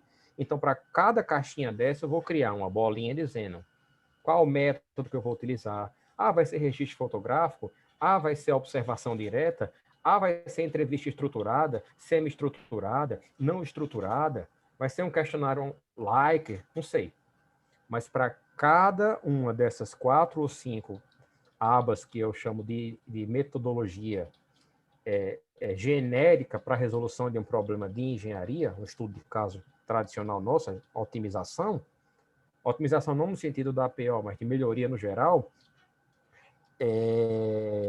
fica muito mais simples da gente aprender a estruturar o problema. Então, o grande lance é você pensar nesse sentido. O que é que eu quero resolver? Eu quero resolver tal coisa. Bom, então vamos abrir aqui um gráfico metodológico e começar a anotar. Para chegar... E aí é muito parecido com o Ishikawa, que a gente começa lá pela cabeça do peixe, que é o efeito, e a gente sai buscando as causas, né, fazendo o reverso, buscando lá. Então, essa metodologia, você pode pensar desse jeito. É uma maneira muito mais simples de você resolver problemas. E aí tem um adendo muito grande, cara. Eu sou referee, avaliador de inúmeros congressos no Brasil. E quando um artigo científico chega para mim, a primeira coisa que eu olho, diferentemente de talvez 90% dos caras, é a metodologia do trabalho. Porque se o cara errou a metodologia, o cara errou o resultado. Por quê? Porque se ele não sabe dizer como ele fez o trabalho, o resultado dele é inadequado. Pode ser adequado para outra coisa, mas não para aquela metodologia que ele disse. Então, esse é um problema muito comum na engenharia, em que a gente tem esse grande gap e que a gente precisa lutar contra isso, porque se nós não sabemos como fazer o problema, nós não sabemos estruturar, nós também não vamos saber como resolver. A gente pode estar dando uma solução para aquele problema, mas na verdade não é o problema que a gente pensou, é outro. Porque metodologicamente você não responde o que você perguntou. Então só existe uma maneira de fazer isso, velho. É tentando, criando esses diagramas, tá? Eu sempre estou em contato com o Marcos. Marcos, eventualmente, quando tem tempo, me manda algumas coisas aí dos alunos dele. Eu costumo fazer essas correções de metodologia, certo? Então, se vocês se sentirem à vontade, podem entrar em contato comigo também, que eu tenho o maior prazer em ajudar. Então, era só essa contribuição nesse sentido, porque profissionalmente, inclusive, quando a gente vai fazer, eu também sou perito pela minha área, né? Eu sou perito também da justiça, então quando eu vou trabalhar fazendo um laudo ou coisas do tipo, a minha metodologia tem que estar muito alinhada com os quesitos que eu estou respondendo que as partes interessadas no processo estão pedindo. Então, se o cara me pede uma coisa, eu tenho que desenvolver a metodologia para responder aquele quesito específico que o advogado da parte perguntou. Então, é uma questão que a gente precisa ter bastante cuidado e que a gente só vai aprender realmente com o rito acadêmico. Não existe uma outra maneira, certo? É isso mesmo. Obrigado, professor. É isso mesmo. Na verdade, eu entendo assim, né, que o que o professor Daniel falou, o que o Davi falou, e que o Vitor falou também, né, a gente acaba meio que convergindo, né, para o mesmo ponto, né? Eu preciso ser capaz de entender o problema e descrever esse problema, né? E aí, depois que eu descrevo o problema, aí eu sou capaz de escolher uma ferramenta, né? Um método capaz de resolvê-lo, né? É justamente dessa descrição que o professor Daniel falou, né? Eu tenho que ser capaz de descrever detalhadamente o problema e o passo a passo que eu vou seguir para tentar resolver esse problema, né? Não adianta eu sair que nem um maluco usando fórmula. Atirando para todo lado. Usando um monte de fórmulas malucas que ninguém vai entender nada, porque você não explicou o que você está fazendo, qual foi o caminho, né? Então, não adianta que ninguém vai entender nada e provavelmente o problema não será resolvido também, porque ele não foi estruturado da maneira adequada, como o Vitor falou, né? Então, acho que essa é uma discussão muito interessante. Isso aí tem papo para mais de, né? Como eu sempre falo, é papo para chope, batatinha, né? Fala, Vitor. Eu ia até aproveitar, enquanto o professor Daniel estava falando, eu ia até sugerir que a gente poderia pensar em algum encontro nosso abordar essa questão de metodologia, né? Nós ficamos muito focados no que a gente gosta de fato, que é PO, mas acho que realmente, assim, é um gap que eu tenho. Eu estava falando, eu sou desorganizado ao extremo, e eu preciso desenhar tudo, fazer esqueminha para tudo, e nessa parte acadêmica é uma dificuldade que eu particularmente tenho de organizar as coisas, assim, de uma metodologia adequada, e agora que eu tenho pesquisado sobre metodologia, tentando entender um pouquinho mais, eu tenho ficado mais confuso, que eu vejo que as pessoas tratam... Não, sério, eu estou pegando várias dissertações e estou lendo, e eu estou vendo que cada um trata a metodologia de uma forma diferente, e às vezes são muito confusos, sabe? Tu está estudando e aí tu tá, ao invés de melhorar, tu para de estudar. Tô sendo honesto, tô sentindo que eu tô ficando mais confuso, sabe? Talvez seja uma parte do aprendizado, mas... Isso daí corrobora com o que eu disse, as pessoas não sabem metodologia, por isso que você está tão confuso. Eu aprendo muito com o professor Daniel, aprendo muito com todos vocês, né? Mas eu tenho dito isso para os meus alunos. Olha só, vamos fazer o seguinte, você não sabe explicar? Primeiro bota no papel na forma ou de um fluxograma, ou faz no Visage. Como é que é o passo a passo que você vai estudar esse problema? Aí o cara vai lá e coloca, né? Vou fazer entrevista, vou não sei o quê, vou fazer uma visita, depois vou fazer uma revisão biográfica. Primeiro coloca na forma de um diagrama. Aí você usa o que você quiser. Pode fazer no Word, no PowerPoint, Visage. Eu quero um diagrama com passo a passo da pesquisa. Aí o cara traz o diagrama, né? Lá o fluxograma. Às vezes está bom, às vezes está uma porcaria, mas faz parte. Traz lá, fala, beleza, agora que você trouxe, você vai explicar ele. Você vai colocar ele por escrito numa explicação cursiva, né? Discursiva. A primeira etapa do projeto, não sei. Aí sai assim uma metodologia mais ou menos, né? Mas eu aprendi isso com o Daniel, né? Mas é a melhor maneira, realmente, de o cara aproveitar esse coisa que o engenheiro tem natural, né? De utilizar gráficos, né? Ser cartesiano. Cartesiano, essa inteligência visual, né? Gráfica. Então, aí melhorou um pouco. Ô, Marcos, eu posso fazer isso. Eu não tenho nada preparado, porque está tudo sempre aqui. Mas, assim, tu sabe como eu sou. Eu começo a falar de uma coisa, a gente vai fazendo. Eu posso fazer numa boa.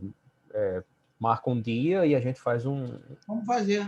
bate um papo aí sobre metodologia do trabalho na engenharia, entendeu? Boa ideia. E aí eu vou mostrando os cases que eu tenho. Eu não vou preparar nada como bonito, como o professor Davi colocou, não, porque eu sou um cara mais prático, mas assim, pelo menos eu garanto que o brutão da coisa vocês vão sair sabendo, né? Que é o norte que vocês devem estar precisando agora. Vitor, eu comentei com um professor recentemente que, assistindo esse papo de pesquisa operacional, essa movimentação que ele faz na rede, eu me incentivei a querer fazer um mestrado, né? E aí eu estava conversando com ele e tal, agora veio essa proposta aí de escrever o artigo, submeter aí ao professor para avaliação. E aí tu fazendo os comentários, cara, eu já estou olhando a dificuldade que vai ser de criar esse roteiro, entendeu? Então, eu acho que é a guerra da gente, cara. A dificuldade que gera o aprendizado, né? Então, Mas só como mas vocês vejam o seguinte, que muito possivelmente essa dificuldade que está enraizada em vocês e que está enraizada em 90%, 99% da nossa classe, é porque a gente não é ensinado primeiro, a ler e a escrever de maneira correta. E aí, por exemplo, existe uma maneira de escrever um artigo científico? Existe. Mas o que é uma introdução? O que é um referencial teórico? O que é uma metodologia? O que é que eu devo botar nessas coisas? Tudo isso, por exemplo, sábado passado eu fiz a pedido do pessoal dos CAs, de todas as engenharias da UFCG, eu fiz uma live só para eles, para como construir artigos científicos. Então, em cada episódio, em cada tópico, o que é que você coloca na introdução? O que é que se coloca no referencial teórico? Como é que se faz uma metodologia? Claro que lá foi muito en passant, mas assim, essa dificuldade que o Davi está mostrando aí é uma dificuldade que... O que é que eu vou começar a escrever? Por onde eu vou começar a escrever? O que é que eu coloco na introdução? Então, isso quando você realmente começar a gerar o seu trabalho, todas essas perguntas você vai ter. Por quê? Porque na nossa graduação, nós não temos o fomento à pesquisa como nós deveríamos ter, e nem o incentivo, né?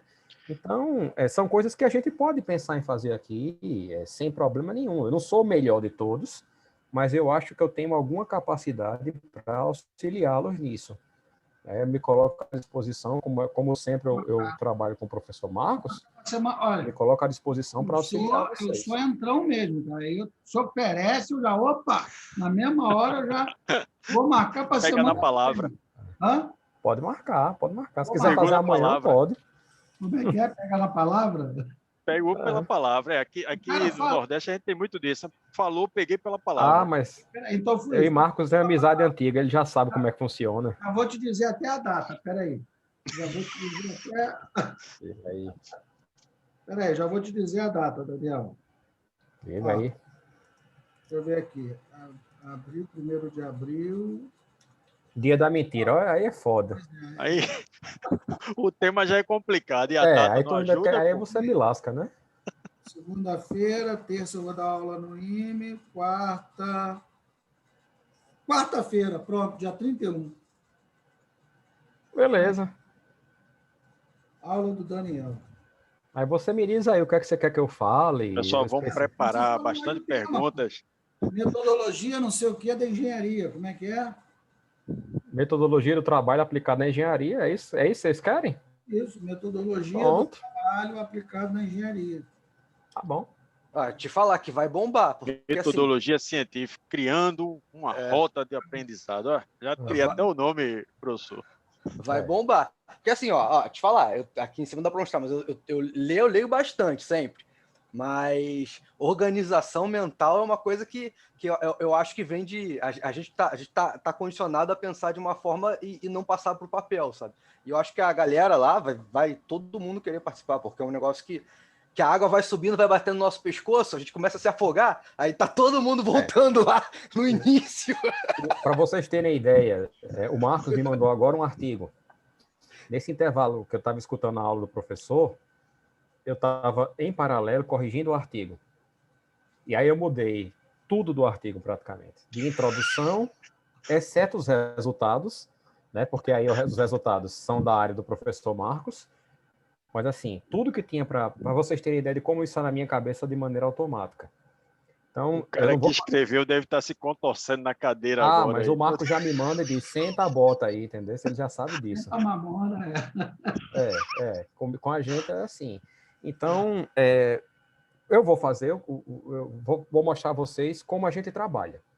Como eu trabalho com meus alunos, com gráficos, né? E como eu parto desse modelo genérico para qualquer modelo que eu quiser. Então, a ideia do nosso trabalho semana que vem é criar um modelo genérico e que, a partir desse modelo genérico, vocês possam criar os próprios modelos de vocês. Nós criamos um para a nossa metodologia de inspeção com VANT em rodovias. E aí o Marcos, ele justamente pegou esse modelo que foi criado lá e começou a adaptar para a realidade dele. Então, a ideia é basicamente essa. Vocês vão ter um modelo genérico, que é uma coisa que eu fiz e que eu penso em engenharia desse jeito, e vocês aí apropriam-se, cuidam e criam da melhor maneira que eles aprouver. Tá bom. Para mim é perfeito. Eu preciso de uma receita. Mesmo que eu mude alguma coisa, eu tenho que ter uma receita, senão não sai nada, cara. Isso aí você vai ter. Não sai nada se não tiver... Tá resolvido, então. Já peguei o Daniel pela palavra, E já tem um compromisso de mim. Eu vou escrever algum trabalho para submeter. E se não sair bom, foi porque a aula não foi boa, viu, Daniel? O compromisso agora. Tá bom. Já tem um argumento agora. Tá certo. Que bom, beleza. Foi muito bom ter conversado aí com vocês.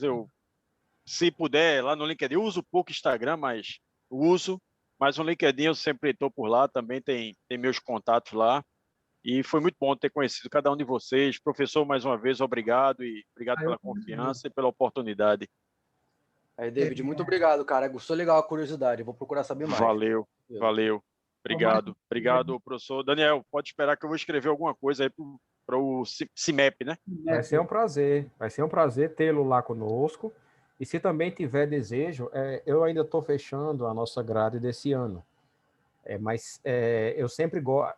O grupo da Meio de Marcos, né, Rio de Janeiro, Paraíba, a gente deu uma fortalecida muito nisso no network, então sempre vem chegando gente nova e capacitada, né? Então, por que não mais na frente, né? Esse ano, como eu disse, talvez a agenda já esteja cheia, mas pensar em, eventualmente, para o ano que vem, uma palestra sua no CIMEP, versando sobre esse mesmo tema, porque é como os meninos falaram. Do lado. Falar de Six Sigma sempre se apela muito para... Presencialmente, no ano que vem, nós estaremos juntos, aí nos encontramos lá no CIMEP. Exato. Fechado. O cara fala sempre do DMIC, da voz do cliente, né, daquela coisa, mas o cara nunca mostra os pingos nos is. Que foi o que você fez hoje. Então, isso é um diferencial bem interessante para quem está querendo aprofundar essa área. E aí, o tchan da sua palestra foi esse, e foi uma palestra que foi muito, muito, muito bem explicada e extremamente pedagógica. Então, é uma palestra ideal para um evento cujo foco é a graduação, não é? E pessoas... Palestra do Congresso. É um congresso, então, assim, profissionais. Hoje você tem um material pronto, eu lhe asseguro, essa sua palestra está pronta para um evento. É só chegar lá e dar aula, você preparar. Exato. Você está preparado para isso. Obrigado pelo feedback, obrigado pela oportunidade, professor, de ter colocado essa janela aí à disposição aí. Muito obrigado. É isso que eu estou falando, tá vendo como é que é bacana a nossa interação aqui na Casa da Pesquisa Operacional? Né? O Davi veio, apresentou, aí já conheceu o Daniel, aí o Daniel já conheceu o Davi, puxou ele para dar uma palestra no Congresso, no CIMEP, aí lá no CIMEP o Davi vai conhecer outras pessoas, e é assim, pô. Aí rola uma consultoria, rola um convite para um evento fora. É assim esse movimento que eu quero fazer mesmo, exatamente. A roda gira desse jeito entre a academia. A aula, a palestra, que é só um motivo, né? Porque você pode pegar um livro lá de Lean Six Sigma e tal, é o que eu sempre falo, ir no congresso apresentar o artigo é só um motivo. O que há de mais rico no congresso é o network. É o que vem depois. É o que vem depois, né? Então, eu sigo mais ou menos a mesma linha de raciocínio, né? Aqui. Ninguém vai aprender tudo de Six Sigma em 40 minutos. Não é o objetivo, é verdade. Né? É só uma apresentação meramente informativa. Olha, existe isso aqui para resolver tal tipo de problema. Se quiser, corre atrás. Tem curiosidade, vai aprofundar.